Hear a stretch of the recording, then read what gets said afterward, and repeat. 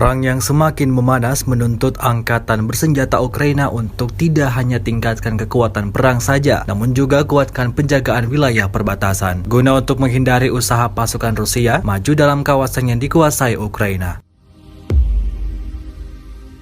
Sebuah rekaman ramai beredar di media sosial Telegram pada Kamis 27 Oktober 2022 menunjukkan sejumlah pasukan Ukraina yang sedang melakukan patroli di area perbatasan. Tampak militer Ukraina menggunakan kapal sejenis kapal bot dan helikopter yang mengikuti di belakangnya saat patroli. Selama invasi berlangsung, Rusia secara total melaporkan 326 pesawat Ukraina, 162 helikopter, dan 2.349 kendaraan udara tak berawak serta sistem rudal anti pesawat dieliminir oleh pasukan Vladimir Putin. Sementara itu dari kubu Kiev, Kementerian Pertahanan Ukraina melaporkan 480 tentara Rusia dieliminir dalam sehari terakhir. Total 68.900 prajurit Federasi Rusia meninggal sejak awal konflik hingga hari ke-245.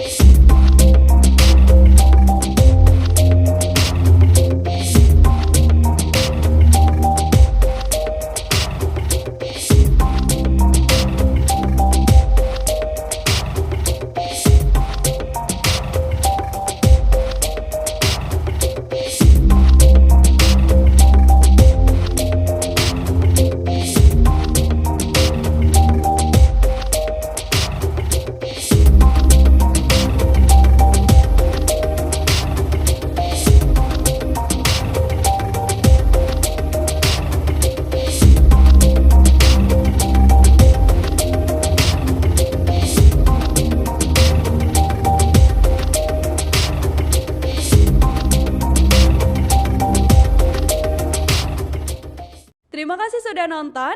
Jangan lupa like, subscribe, dan share ya.